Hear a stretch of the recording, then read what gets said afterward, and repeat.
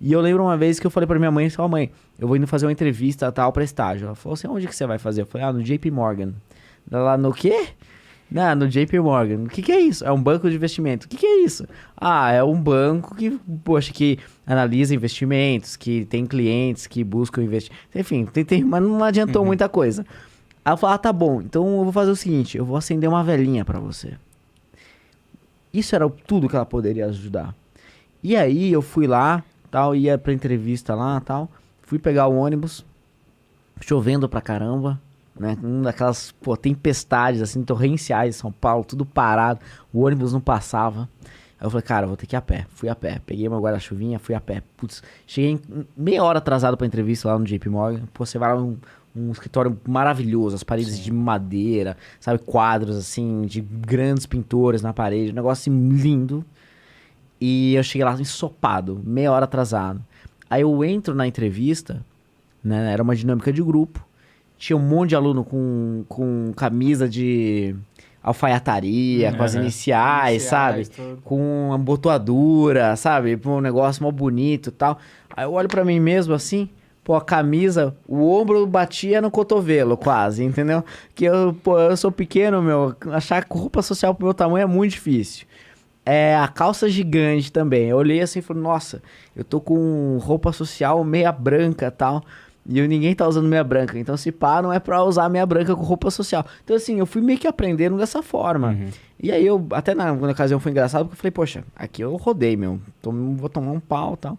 Aí eu falei, já que eu perdi já, né, eu vou perder essa vaga, pelo menos eu vou me soltar e tal. E aí eu vi alguém falando groselha, eu ia lá, intervinha, falava, isso aqui é groselha, não sei lá.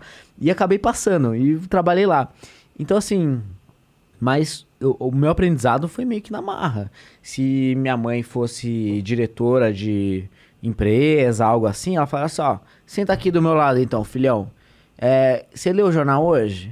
Ali, o que tinha no jornal hoje? Tinha notícia de não sei o que lá. O que você achou disso?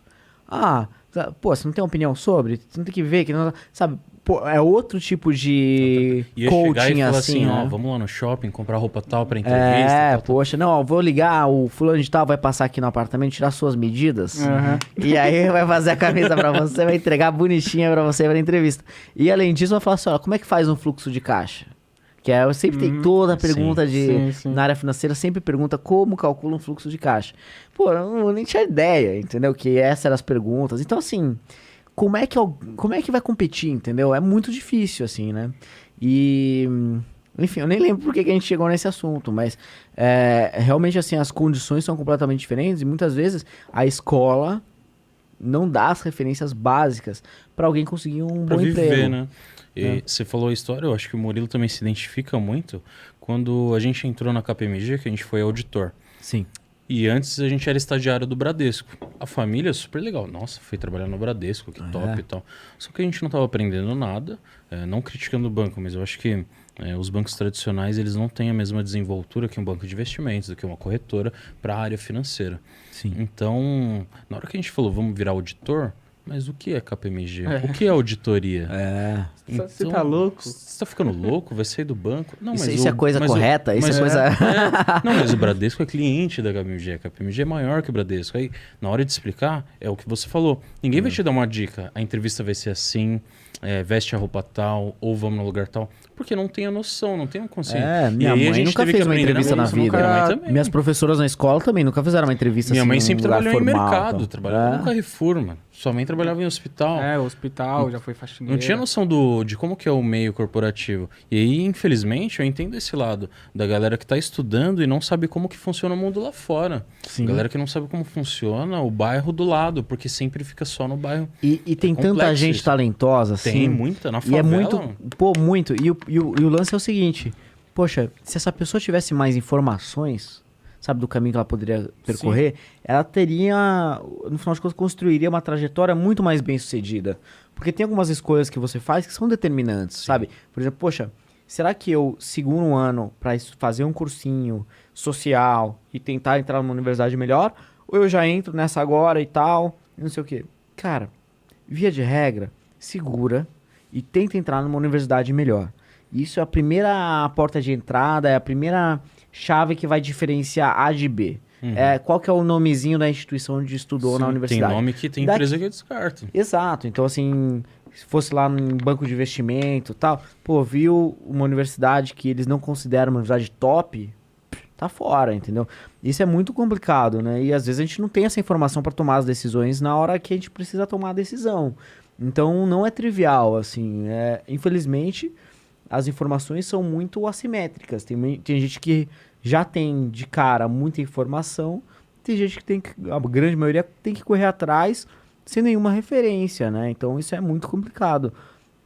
E quem devia fazer essa ponte é a escola, né? Tanto que o modelo mais bem sucedido de educação pública que existe no Brasil é o modelo de escola integral. Não só porque tem mais horas de aula, né, do que uma escola regular, normal, tal, mas porque eles abordam vários temas que a escola deveria abordar, mas normalmente não aborda. Por exemplo, como eu disse, projeto de vida, que nada mais é que uma aula que os alunos fazem toda semana, em que eles são provocados assim, a pensar o que eles querem fazer do futuro, qual profissão eles querem seguir, e onde eles querem chegar, e onde dá para chegar, e como construir esse caminho. Então já é uma forma dos alunos pensarem mais e enfim, se prepararem melhor, terem uma estratégia melhor, um plano melhor, para se colocar, sabe, no mercado, porque acabou a escola, tá todo mundo na selva, brigando por espaço. Competitividade. A minha irmã, ela faz ETEC integral. Ensino médio e administração. E ela tem projeto de carreira, aula de marketing. É diferente. Fica o dia inteiro na escola? Fica das 8 da manhã até 5 da tarde. Mas é isso que funciona muito melhor, realmente. Ela tem acesso a informações que eu não tive quando eu tinha a idade dela. Exato. Por exemplo, eu tive um amigo lá no mestrado nos Estados Unidos. Tinha gente, aluno do mundo inteiro, né?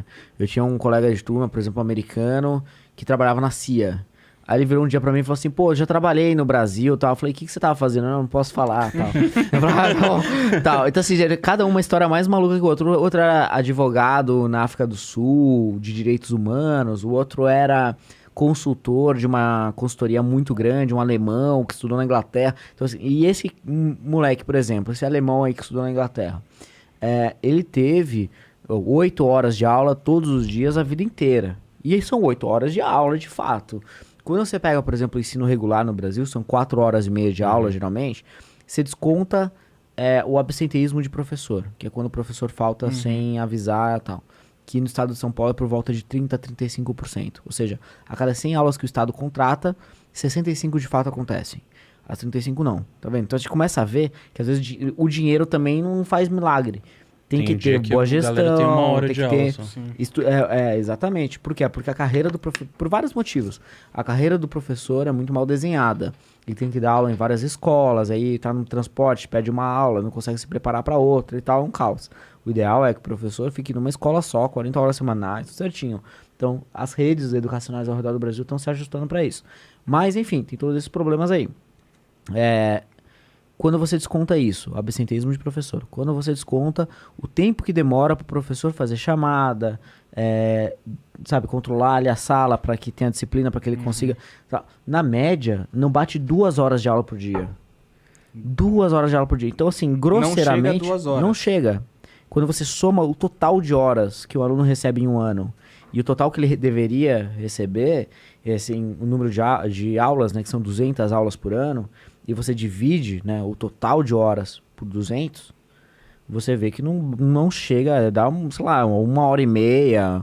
Tem lugar que dá 2 horas, tem lugar que dá 1h30. 40%. Ou seja, o meu amigo alemão lá, que fez mestrado comigo nos Estados Unidos, em um dia de aula, ele tinha que o brasileiro tinha uma semana. Sim. Imagine isso numa semana, talvez não sinta tanta diferença, mas ao longo de anos e mais de uma década de educação, tem uma diferença gigantesca. E isso é um fator, assim, que é muito curioso, porque as pessoas não valorizam tanto a educação quanto, por exemplo, a saúde ou a segurança. Por quê? Porque segurança, bicho, saiu de casa, não voltou, acabou a vida e tal, acabou, meu. É instantâneo ali, né? É instantâneo. Você leva o seu filho pro hospital, ele não é tratado, morre, instantâneo. Agora, você leva o seu filho pra uma escola ruim, não tem aula, você não vê nenhuma diferença. Você só vai ver lá na frente. Você só vê depois de mais de uma década o resultado. E quando você vê o resultado, não é que o filho morreu, mas o futuro dele morreu, porque ele não tem mais as oportunidades que poderia ter.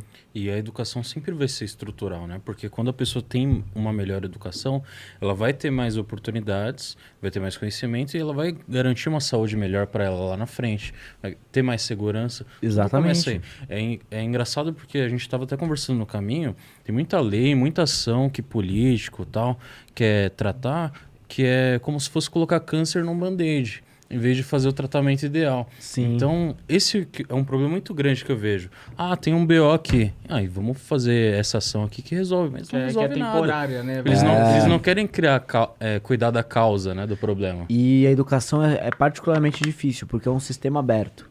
Então, por exemplo, o oposto de um sistema aberto é um sistema fechado. O que é um sistema fechado? É uma fábrica. Certo. Então, por exemplo, eu quero produzir essa garrafa aqui. Aí eu vou lá, eu compro os insumos, né, para fazer a garrafa. Eu coloco toda ela no processo produtivo, passa por várias fases de produção. No final tá lá uma garrafa, né? E aí vende e vai pro mercado. Só que se essa garrafa tiver uma bolha aqui, sabe, for ficar torta, não dá para vender. É o que a gente chama de refúgio, né?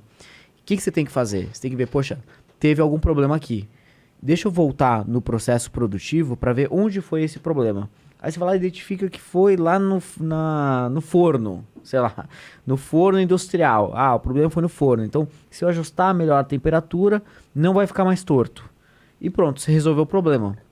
A educação é o oposto disso, porque é um sistema aberto. Tem a família, tem a diretora da escola, tem os professores, tem a formação que os professores tiveram de pedagogia e tal, para chegar até ali, que é excessivamente teórico e tal. Tem a ausência de avaliação, tem o Estado, que tem uma série de problemas, tem a violência, tem o bairro, tem a iluminação pública, tem 1 milhão de coisas.